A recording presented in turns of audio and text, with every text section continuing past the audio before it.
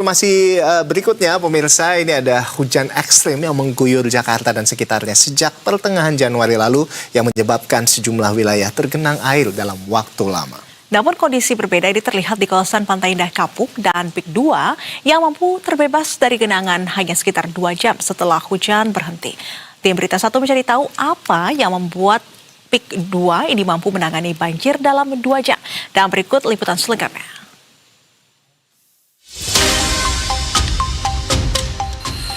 Banjir masih menjadi persoalan klasik di wilayah pesisir dan juga perkotaan di Indonesia. Ketika hujan turun, banjir kerap meluap sehingga merendam pemukiman dan juga mengganggu aktivitas warga. Namun di kawasan Pik 2, banjir diklaim dapat ditekan melalui sistem pengendalian air yang modern dan terintegrasi. Lantas, seperti apa sistem tersebut bekerja?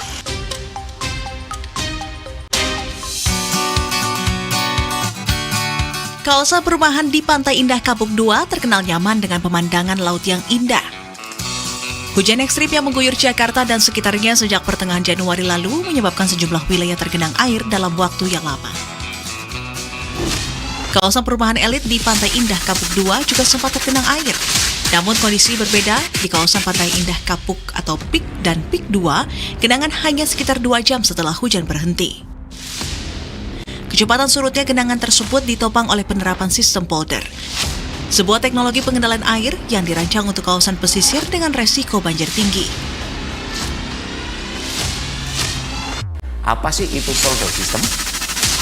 Polder system adalah suatu tanggul pembatas antara laut dengan kawasan Pik 2. Tanggul itu berdiri kokoh di pinggir laut untuk menahan pasang air laut masuk ke kawasan Pik 2. Untuk kawasan di dalam kawasan Pik 2 tersendiri ada suatu ember atau danau penampungan di mana untuk menampung air hujan yang ada di dalam kawasan Pik 2 ditampung dalam ember tersebut atau danau tersebut dan akan dipompa melalui pemtesan terminal yang ada di kawasan Pik 2 untuk pump stationnya dibuang ke sungai dan laut.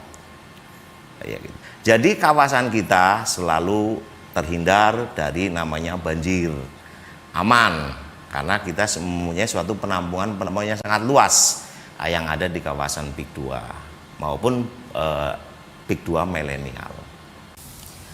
Kunci dari ditekannya banjir di kawasan Pik 2 ini adalah sistem yang bernama polder, yang mana ini mengandalkan manajemen air dari Belanda. Dan kemudian nantinya drainase yang ada di perumahan ini akan ditampung di wadah yang disebut sebagai danau, kemudian nanti dipompa melalui stasiun pompa ini, kemudian akan dilepaskan ke laut.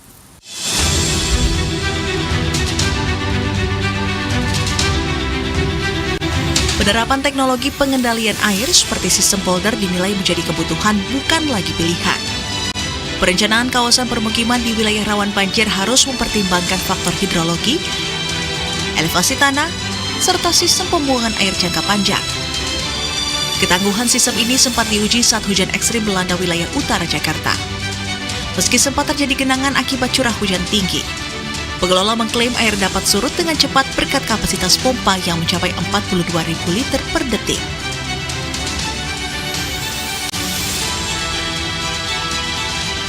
Kalau kapasitas pompa kita ketotalan ya, kita terbagi ada dua danau, sisi selatan dan utara.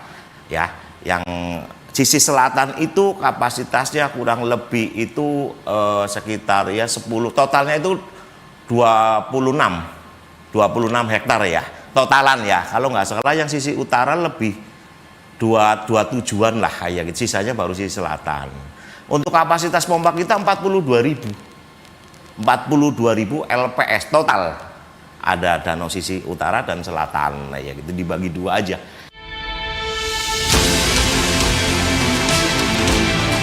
Penerapan sistem polder di kawasan Pik 2 yang telah berjalan selama lebih dari 2 dekade ini membuktikan mitigasi banjir dapat dilakukan secara berkelanjutan. Tak hanya menjaga kawasan tetap bebas genangan, Sistem ini juga menghadirkan danau dan sungai yang bernilai estetika dan wisata.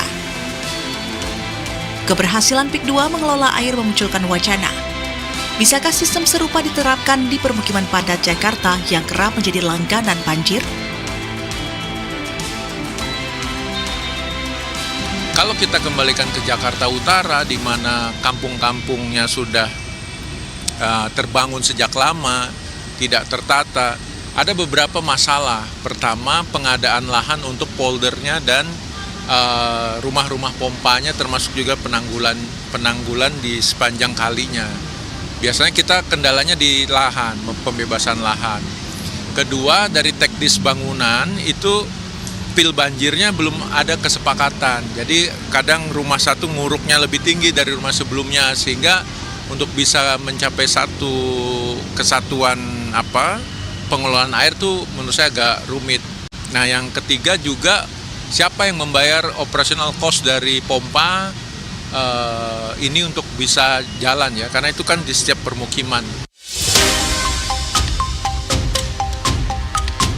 Untuk menangani permasalahan banjir, pemerintah daerah pun didorong untuk memperkuat kolaborasi dengan pengembang dan masyarakat. Agar penanganan banjir dapat dilakukan secara menyeluruh, berkelanjutan, dan berkeadilan.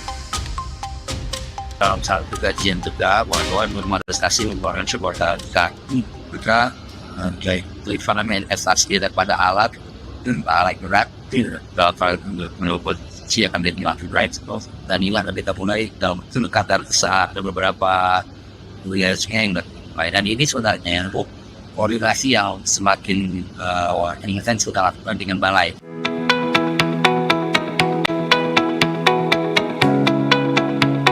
Pengalaman di PIK 2 menunjukkan kawasan pesisir tetap dapat nyaman dan aman dihuni apabila pengelolaan air dilakukan dengan perencanaan matang dan teknologi yang tepat. Kedepan, konsep serupa diharapkan dapat menjadi referensi pengembangan kawasan pesisir lainnya di Indonesia.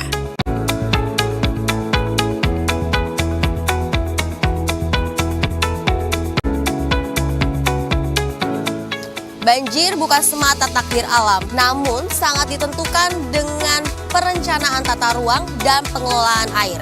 PIK 2 mampu menjadi contoh, namun juga menimbulkan pertanyaan. Mampukah kota-kota lain membangun sistem sekompleks ini untuk mewujudkan masa depan bebas banjir?